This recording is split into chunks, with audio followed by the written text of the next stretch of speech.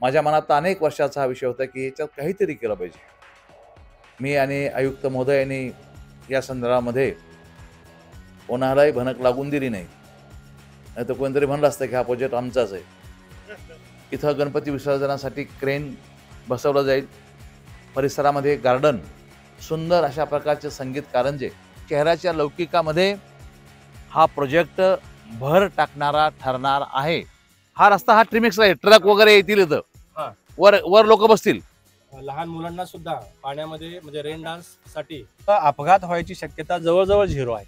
ऐसा प्रोजेक्ट तो गणपति कोई विसर्जन के लिए कहीं पे भी नहीं किया है, मतलब महाराष्ट्र में भी कहीं नहीं है.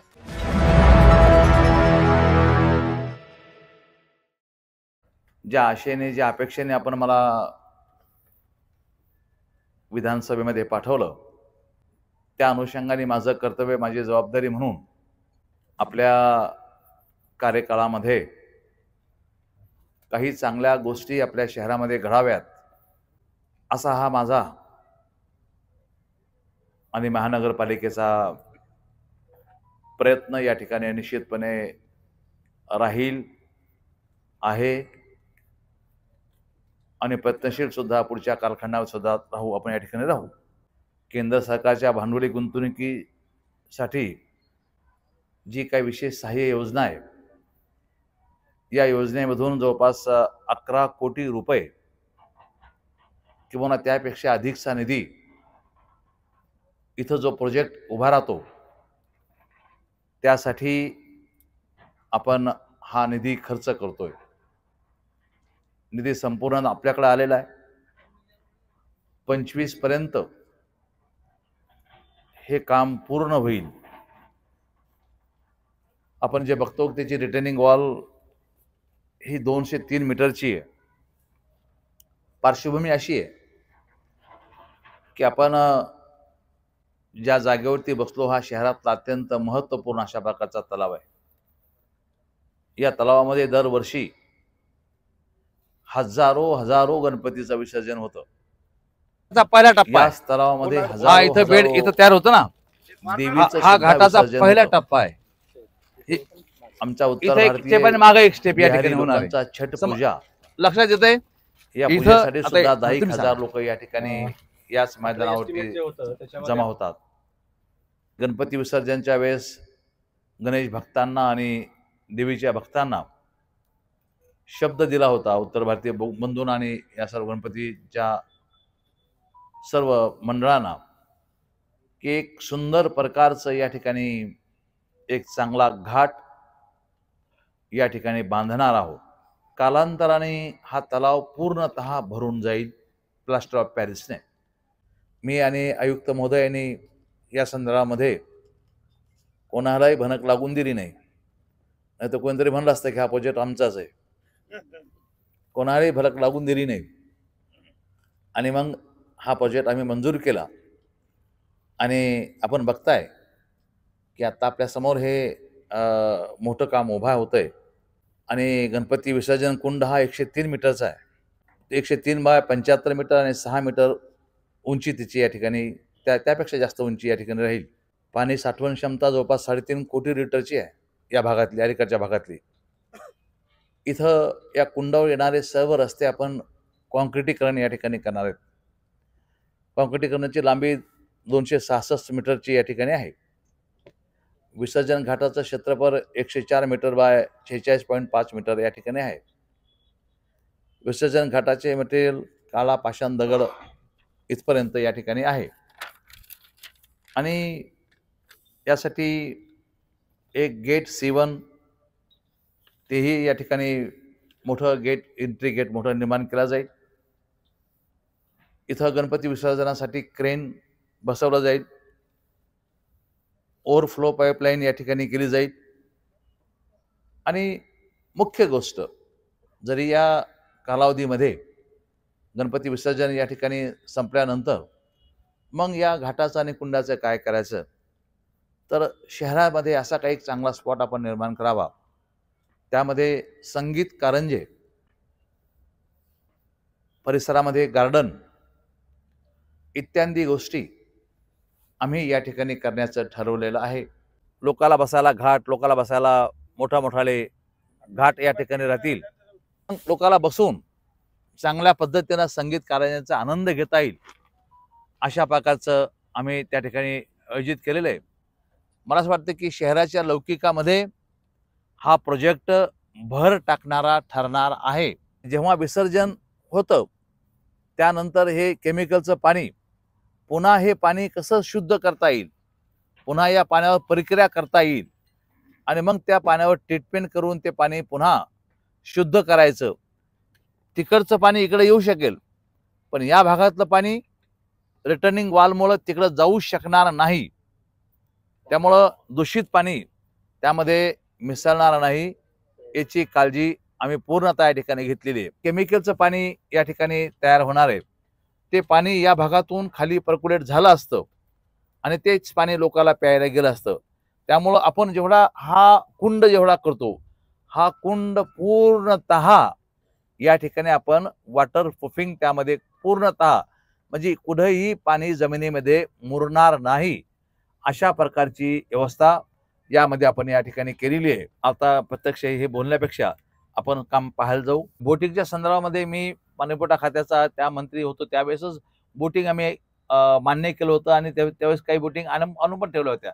आत्ताही या कारंज्याच्या बरोबर बोटिंगची सुद्धा व्यवस्था त्या ठिकाणी होणार आहे. या तलावामध्ये गौतम बुद्धाचा मोठा पुतळा बसवण्याचा शब्द दिला होता, तोही आम्ही थोड्या दिवसामध्ये तो या ठिकाणी निकाल काढू. कारंजे इथंच या ठिकाणी याच कुंडामध्ये कारंजे होते. अलीकडे थोडासा अलीकडे घाटाला लोकांना दिसतील अशा प्रकारचे कुंडे या ठिकाणी अलीकडच्या काळात होते. म्युझिक फाउंटेन एकदम सुंदर उच्च दर्जाचे आपण या ठिकाणी 30 फुटाचे मोठे रॅम्प आहेत. 30 फूट तीन स्टेप आहेत 30 फुटाच्या. म्हणजे आता हा या टेबलपेक्षा सुद्धा फार मोठा आहे. 30 फुटाच्या 6 रॅम्प 25 शेवट या 25 वर्षात पूर्ण होईल. अजून तर काय विचार नाही. हे जे डीप राहणार आहे बहुत म्हणजे किती फुटापर्यंत इथं कॅपॅसिटी राहणार लहान मुलांसाठी? 3.5 कोटी लिटर पाणी यामध्ये राहील आणि त्याची खोली 6 मीटर पेक्षा जास्तीची. लहान मूर्त्यांसाठी काही वेगळे डिपार्टमेंट राहणार? नाही, आमचं क्रेन आहे ना. आम्ही इथं मूर्ती तुमची इथं आणली की आम्ही तिथं क्रेन ठेवणार आणि क्रेनच्या माध्यमातून ते विसर्जन करणार. घरच्या मूर्त्या असतात आपण कुंड पण ते राहणार. रेग्युलर व्यवस्था करतोच त्याला सगळीकडे. इथेही काही प्रमाणात करतो, तात्पुरती व्यवस्था करतो, छोटे कुंड तयार करतो. सर इतना बड़ा घाट बन रहा है, ये घाट को नामांकन क्या नाम दिया जाएगा? मी माझ्या परिवारातलं कोणाचं नाव देणार नाही याला. माझ्या परिवारातलं नाव याला कोणाचं देणार नाही. त्याचा पहिला टप्पा आहे हा. इथं बेड इथं तयार होतं ना, हा घाटाचा पहिला टप्पा आहे. इथं एक स्टेप आणि मागे एक स्टेप या ठिकाणी होणार आहे. लक्षात येत आहे इथं. आता तुम्ही सांगा.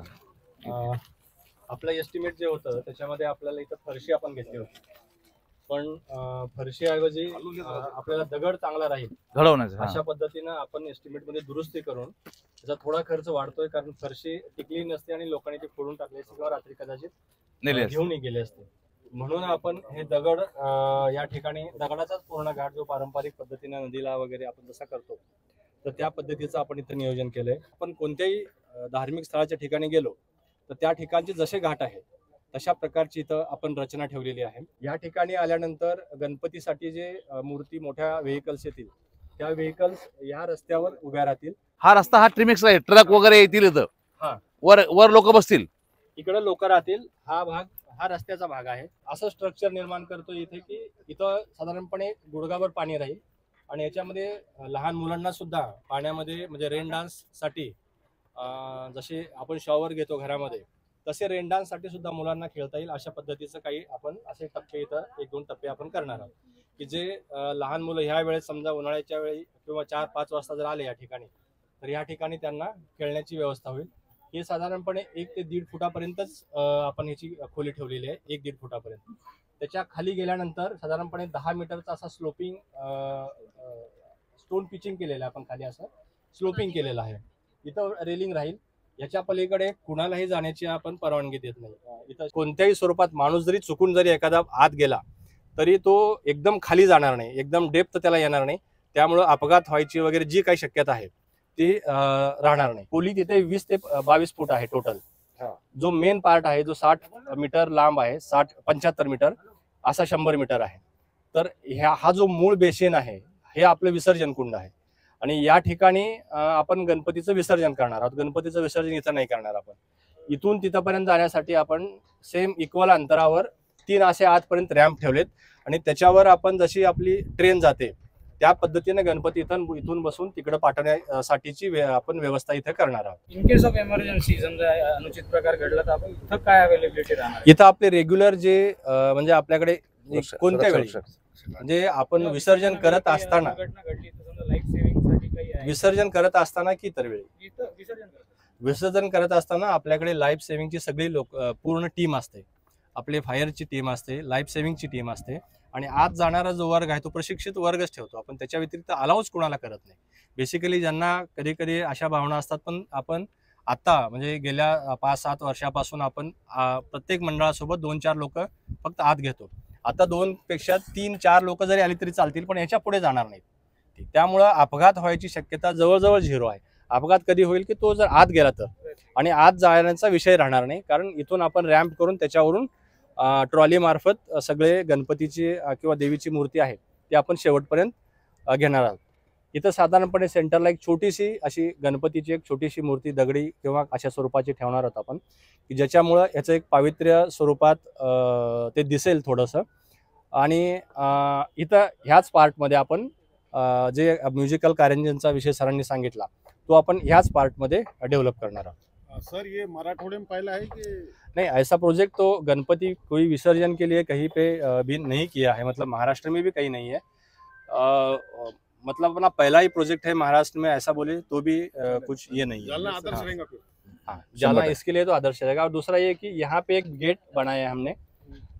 ज्यावेळी पाणी कमी असेल इथं, म्हणजे पावसाचं पाणी आत येईल पण इकडून पाणी पलीकडे जाणार नाही, ते वन वे आहे गेट. आणि रिटर्निंग वॉल आपली त्याला काय नाही, वॉल म्हणून गेटच गेटच आहे ते. तिथं सेंटरला आपण ठेवतो गेट, आणि त्या गेटच्या वर आपण मूर्तीचं नियोजन केलेलं आहे, म्हणजे त्याच्या बाजूला थोडक्यात ते त्याचं ऑपरेट करायचं मेकॅनिकल ऑपरेशन ठेवलेलं आहे. हे पाणी साधारणपणे आपल्याला 4 ते 5 वर्ष, म्हणजे आमचा अंदाज आहे की 5 वर्षापर्यंत आपण गणपतीचं विसर्जन इथं करू शकतो. म्हणजे आपल्याकडे खोली काहीच नसताना आपण 3 वर्षापर्यंत करत होतो आणि नंतर गाळ काढायचो साधारणपणे. आता आपल्याला कमीत कमी 5 वर्षामध्ये पीओपीचा गाळ काढायची वेळ येणार नाही. आणि त्याच्यामुळे असं राहील की आपण इथून खाली जाण्यासाठी ट्रॅक्टरचे शेवटच्या कॉर्नरला आणि इकडून बाहेर निघण्यासाठी असे ट्रॅक्टरचे रॅम्प दिलेत, ज्याच्या माध्यमातून जेसीबी ट्रॅक्टर बाहेर आत जातील. आणि तो जो पीओपी आहे जो साठलेला राहील 4-5-6 वर्षामध्ये, जेव्हा जेव्हा गरज पडेल त्यावेळी तो काढून आपल्याला परत बाहेर तो टाकता येईल किंवा खदानीमध्ये नेऊन टाकता येईल. याच्यामुळे असं होईल की आपल्याला ह्याचं लाईफ हे राहील, आणि जे आत्ताचं मिक्सिंग आहे पाण्याचं ते मिक्सिंग आपल्या रिटेनिंग वॉलमुळे होणार नाही.